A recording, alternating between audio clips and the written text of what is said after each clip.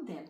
Bērnu dārzā Kukuramba ir ļoti daudz grāmatu, un es jums tagad parādīšu 5, kuras mūsu bērni ir atzinuši par pašām izcilākajām. Numur 1 – krāsu mošķa grāmata. Lielisks veids, kā runāt ar bērniem par emocijām. Krāsu mošķus var apspēlēt visādos dažādos veidos, krāsot un identificēties ar viņiem un pētīt un ieviest viņus ikdienā. Lieliska grāmata, izcila, un viņai ir arī turpinājumi. Numur 2. Pavisam vienkārši grāmatiņa, kas saucās Skrību, skrābu, tvīt, plunkš. Un, ja jūs viņu izlasīsiet, jūs sapratīsiet, ko tas nozīmē. To it īpaši ir vēlams lasīt bērniem, kuriem nepatīk iet gulēt.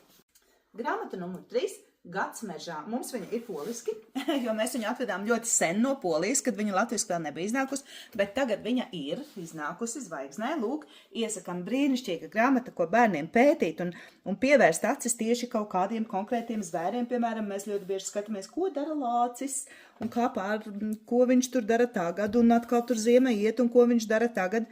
Un ir tik brīnišķīgi zīmējumi, bērniem ļoti patīk pētīt, un var pētīt pavisam mazuļi. Nu, iesaku, šī ir viena no lieliskākajām grāmatām, jābūt katra bērna bibliotekā.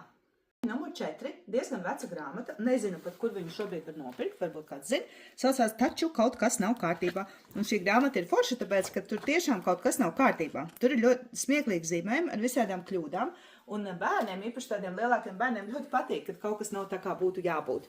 Lūk, un tad viņi pēta un meklē, kur te ir kļūdas un ir smieklīgi, un šito viņi var pētīt, piemēram, pusdienlaikā, kad nenāk miegs, viņi var pētīt šitādus foršu grāmatiņu. Iesaku, ļoti smieklīgi. Un numur 5 – klasika visiem pedagogiem, kuriem grupā bērni mācās lasīt.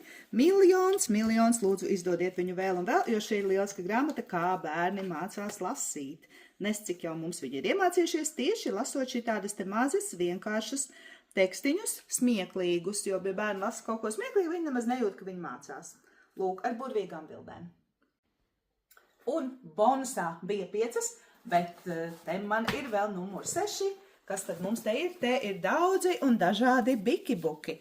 Izcils izgudrojums. Mums viņi ir nolasīti, jau citi ir līmēti un plēsti, jo gadiem mēs viņus lasam. Ļoti, ļoti foršs projekts, un tiešām bērniem patīk. Viņi viņus zina no galvas, viņiem ir katiem savi mīļākie, daži ir apgrausti un tā tālāk. Nu, pērciet bērniem šitik superīgas grāmatas. Tas ir tiešām forši, un lai jums viņi labi lasa.